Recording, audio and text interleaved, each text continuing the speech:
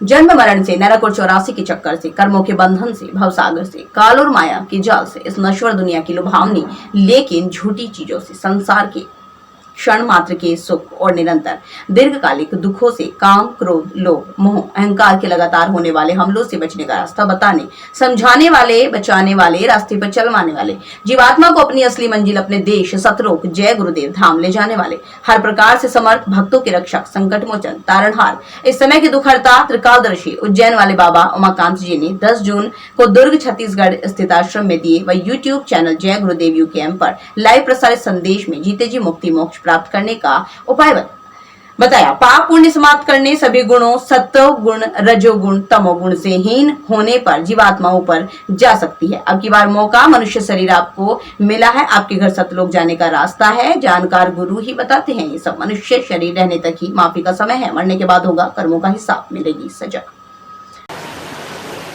भूख आया तो आप सोचोगे भाई भूखे को यानी समझो रोटी खिलाना बड़ा अच्छा है, पूरी का काम है, तो आपका चित्त चिंतन करे लगेगा।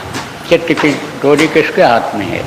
आप पे समझो ब्रह्मा के हाथ में है, वो प्रेरणा दे देंगे, हाँ हाँ दे दो, खिला दो, अच्छी बात है। फिर आप बुद्धि से सोचोगे विष्णु के हाथ में, विष्णु डोरी को खींचेंगे, तो कहोगे कि यह आपके अंदर आएगा कि पूरी बनेगा, इससे अच्छा काम है, खिला दो इसको। आपका फिर मन कहेगा, फिर माया कहेगी हाँ हाँ हाँ दे दो, कोई बात नहीं। उसके बाद में शिव भी कहेंगे अरे भाई ठीक है, कोई बात नहीं, दे दो। अब आपने रोटी खिला दिया तो उससे क्या बना? आपका पूरी बन गया। पूरी बन गया तो वही स्वर्ग वैकुंठ में जाओगे आप, ज़्यादा पूरी जब इकट्ठा हो जाए। और पाप कैसे बनता है? यही पूरी भी बनवाते हैं और यही पाप भी बनवाते हैं, क्योंकि इनका काम केवल फंसाए रहने का है, निकलने नहीं देने का है ऊपर।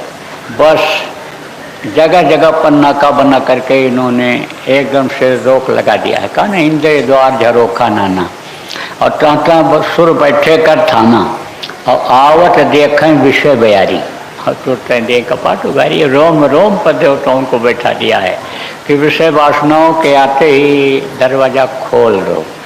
तो इनका काम यह है। तो कोई आया तो जैसे किसी के यहाँ आप गए, कोई है नहीं और आपको दिखाई पड़ गया रुपया पैसा, गड्डी दिखाई पड़ गई, 2-2 हज़ार की 10-20 गड्डी रखी है, तो मन तो कहेगा कि उठा लो, चुरा लो। फिर चित्त से चिंतन करोगे कि भाई उठा लें कि ना उठा लें। उठा लेंगे तो चोरी मानी जाएगी। अब फिर बुद्धि लगाओगे, चोरी अगर पकड़ में आ गई तो सज़ा मिलेगी, जेल जाना पड़ेगा, मार खाना पड़ेगा। बस आप ये समझो कि वो डोरी खींच देंगे। कौन? शिव डोरी खींचेंगे, कहेंगे अहंकार ला देंगे। उनका काम क्या है? अहंकार लाना। अहंकार ला देंगे, देख लेंगे क्या होगा, कुछ नहीं, ले लो, अभी तो रखो माल, बाद में देखा जाएगा, इसी में से 1-2 लाख खर्च कर देंगे, छोड़ जाएंगे, कुछ नहीं होगा। अब चुराया तो क्या बना? पाप बन गया। पाप बन गया तो अब न खेले जाओ। तो ये पाप और पुण्य का ये जो बंधन है, ये जब तक छूटेगा नहीं तब तक ये जीव यानी शिव हंस नहीं हो पाएगा। तो कहने का मतलब ये है कि आप बंधे पड़े हुए हो। जब से इस मृत्यु लोक में आए हो तब से आप निकल नहीं पाए। यह मनुष्य शरीर भी आपको मिला, कीड़ा मकोड़ा सांप गोजर बिच्छू के शरीर में भी बंद किए गए, क्योंकि यही जीवात्मा सजा भोगने के लिए कर्मों के अनुसार नरकों में डाली जाती है, मार खाती है, सड़ाई गलाई जाती है, तपाई जाती है। यही जीवात्मा कीड़ा मकोड़ा सांप गोजर बिच्छू के शरीर में, भैंसा बकरा मुर्गा के शरीर में यही बंद की जाती है। तो उन योनियों में भी रहे। मनुष्य शरीर भी मिला, लेकिन कोई रास्ता बताने वाला नहीं मिला, कोई याद दिलाने वाला नहीं मिला। और आप अपने पिता को, अपने घर को जहाँ से नीचे उतारे गए वो भूल ही गए। उनके पास पहुँचने का रास्ता नहीं मिला, और रास्ता भी मिल गया तो उनको कभी याद नहीं किया, बस फंस गए। अब देखो, अब की बार मौका मिला है आपको, अब की बार मनुष्य शरीर आपको मिला है। कोट जन्म जब भटका खाया और तब यह नर्तन दुर्लभ पाया। करोड़ों जन्मों में भटकने के बाद तब यह मनुष्य शरीर मिलता है।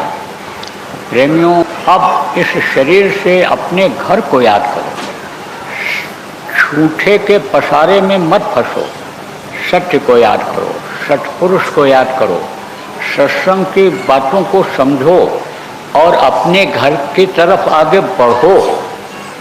अब आप नए लोग जो आए हो कहोगे भाई मरने के बाद ही हम उधर जा पाएंगे। मरने के बाद तो आज तक कोई स्वर्ग और वैकुंठ तक नहीं पहुंच पाया। अगर गया तो पीते जी गया, इसी मनुष्य शरीर के अंदर के रास्ते से गया। शरीर छूटने के बाद तो आपको कर्मों की सजा मिल जाएगी। आप समझो आपके कर्मों का हिसाब हो जाएगा, जो अच्छा और बुरा है उसके हिसाब उसके तरफ से हिसाब हो जाएगा। लेकिन अभी तो आपके कर्मों के माफ़ी का भी समय है, आपके कर्मों की माफ़ी भी हो सकती है और आप अपने रास्ते को, अंदर के रास्ते को साफ करके उस रास्ते से चलकर वहाँ पहुँच सकते हो। फिलहाल की बड़ी खबरों में बस इतना ही। बाकी की खबरों के लिए देखते रहिए UFT लाइव।